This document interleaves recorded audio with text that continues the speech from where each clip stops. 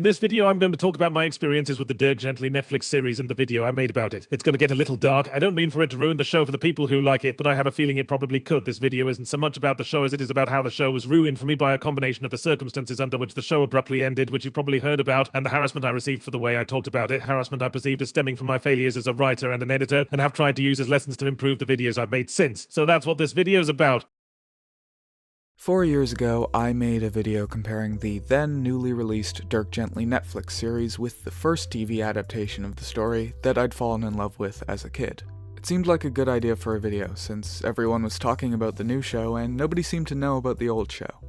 That video continues to be one of the most consistently viewed videos on my channel. It is also, along with my Nostalgia Critic video, the reason I can't read my comments anymore.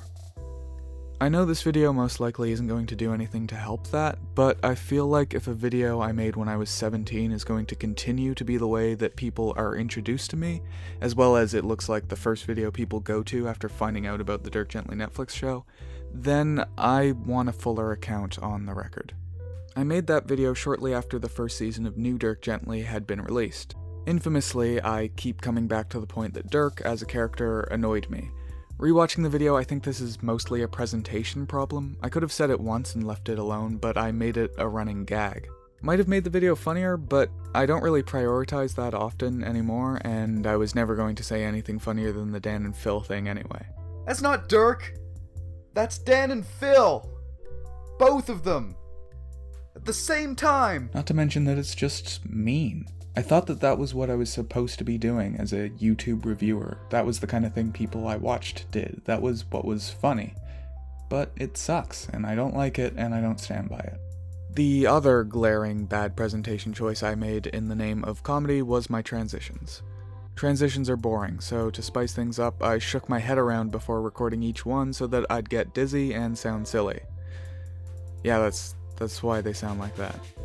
Thing 3. Setting, or recurring situation, formula, whatever you'd call this. This backfired spectacularly when, to people watching, I came across as not caring about what I was saying. Obviously, I did care. Videos are time-consuming to make, so they don't get finished if I don't care about what I'm saying. But the tone I used, combined with how constantly I come back to bashing Dirk, makes me seem like a real asshole. If you make videos yourself, take notes. This is how not to do it.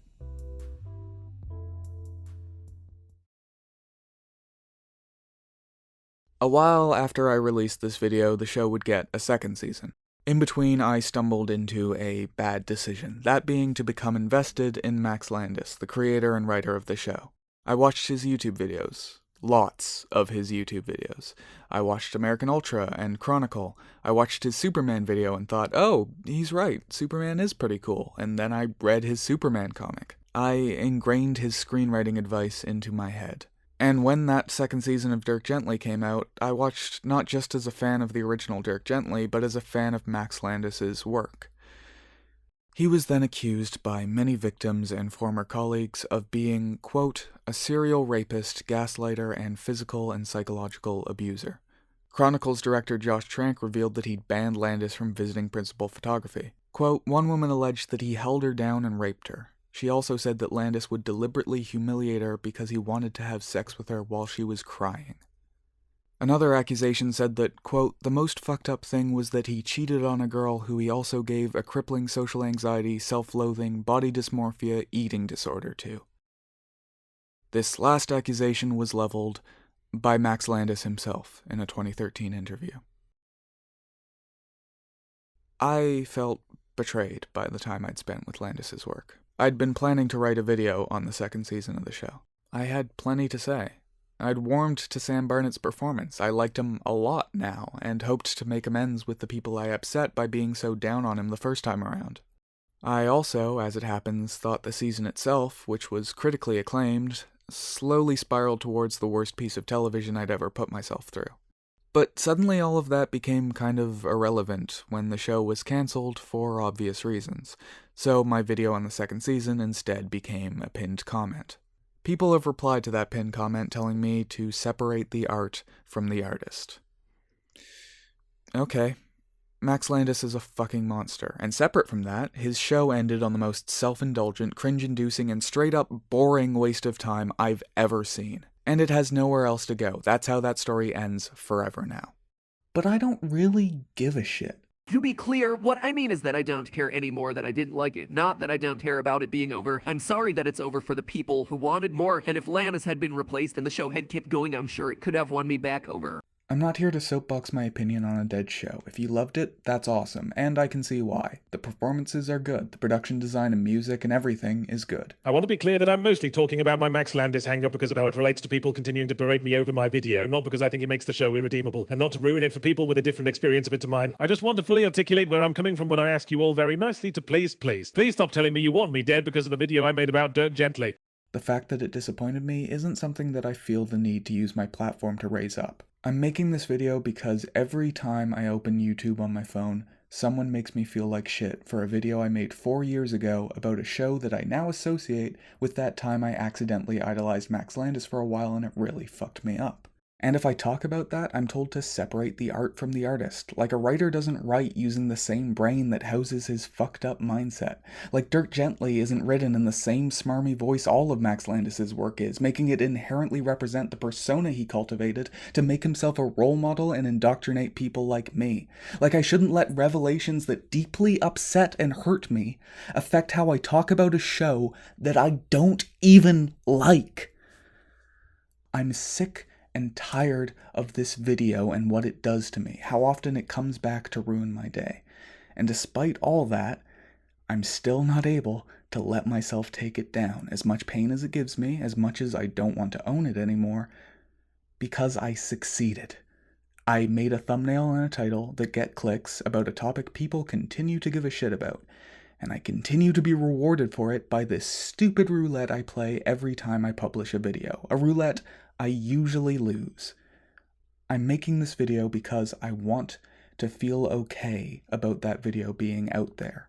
I want to fix this. I want to take back this thing I'm meant to be doing for fun from the videos that make me feel like shit. I'm gonna be real with you guys. I don't really know what this video is anymore. I've been working on it for a few days, and I keep trying to flesh it out in different spots to see if anything's gonna make it suddenly come into focus as a comprehensive companion piece to the first video with some sense of finality to it. But it's a weird line to walk trying to be completely honest and not hold anything back, whilst also trying not to just complain at you for 10 minutes straight. So, if what this video is really about is what it's like trying to be a YouTuber, then I feel like I should mention that working on this has come really naturally. It's all kind of just tumbled out of me, and I've felt motivated enough to keep making it. But now that I'm at the stage where I've pretty much finished editing it, I'm looking at it trying to figure out what it still needs. Trying to find everything wrong with it and fix it before I release it out into the world. Because when something significant is wrong with a video I make, I'm going to keep hearing about it forever, and it's going to suck for me. I now get kind of paranoid about that, which has often ended up feeling like a waste of time when I've polished up a video to a point where I think there's nothing left wrong with it, and then nobody watches it. Alright, back to the other stuff. The question I was trying to answer in my first video was which of the two existing Dirk Gently shows did I like better. But because of the way I was doing it, the video was also answering the question, which of the two shows did I think you should watch? So here's my updated recommendation. And just to acknowledge my biases, yes, I have positive associations with the 2010 show for introducing me to the story. I wouldn't call it nostalgia because I wasn't far enough removed from it for it to be nostalgic. I wasn't nostalgic for being 12 when I was 17. And yes, I have negative associations with the 2017 show because I'm an overly sensitive cancel culture crybaby snowflake. You got me. Dirk Gently is a great book where Douglas Adams reworks his unaired Doctor Who episode Shada into an original story. Dirk Gently is also a charming comedy series with a pilot in 2010 and 3 more episodes in 2012, each an hour long, and since it's a British detective series released the same year as Sherlock, which also had seasons of 3 episodes each over an hour long, this adaptation plays as a comedy parody of Sherlock. I know, I said all this last time, but I would like for this video to at least a little bit work as a replacement for that one so new people can stop watching it. Dirk Gently is also a very popular Netflix sci-fi series created by a monster with a pretty enjoyable first season and a disappointing second. It's also a radio series starring Harry Enfield that people tell me is good, a comic series I still haven't read, a second book I honestly wasn't as into as the first, an unfinished third book, and maybe a cartoon someday? And it's also the reason for my third most viewed video, a video which gave me 154 new subscribers, $110.10. an ad revenue, and many days ruined by comments from people who hate me. And writing this video 15 months into COVID, I've got to say that my comments got way worse since quarantine started, way meaner. And while I recognize and acknowledge what I did wrong in the case of the 2 videos that repeatedly come back to ruin my day, yes, I shouldn't have put in the loud noise gag, and yes, the tone of voice was bad. I'm also conscious that my brain works in such a way that I am way more likely to retain criticisms and attacks than compliments. I get comments on old videos more often than I rewatch them, so sometimes I'll form an image in my head of how I must present myself in those videos based on the comments I get, only to go back to it and be surprised. And in any case, a lot of the shit that I've received is no acceptable form of constructive criticism. Keep in mind the ones I've shown on screen are mostly just the ones that made it through YouTube's abuse filter. And that's not cool, not to me, not to anyone. Here's a bright side for you, be nice to people maybe. I've often considered taking it down, but whenever I come back to it, I remember the amount of people who liked it, who told me I was laid back and civil about my opinions. One time, before I made the decision to stop reading any comments on either the Dirk Gently or Nostalgia Critic videos, I got a nasty one on my Dirk video that sent me into a really bad headspace. And I suddenly remembered that back when I'd made that video, when I had about 200 subscribers, I kept a folder full of screenshots of every nice comment I received. I used to think about printing them out and making a collage because they always just make me feel really good. And so I booted up my hard drive and found that folder to cheer myself up. What I had completely forgotten was that the overwhelming majority of the comments in that folder are from the Dirk video. When I'm emotionally punished for making something so often for so long, it's hard to remember that anyone ever told me they liked it.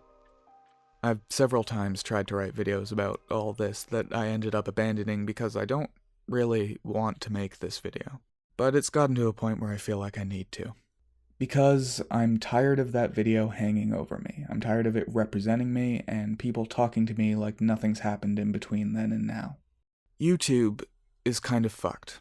It's hard. I think it will always appeal to me as a place where I can find a significant audience and even a little bit of income while trying to have fun honing my skills as an editor, a director, and a writer, as well as being the foremost digital space that values the technical skills that I'm passionate about. But it is categorically bad for your brain. There's not another but. I don't have a but. It's fine because, no, this is an unhealthy relationship and all I can do is try my best to make it better. Like, comment, and subscribe.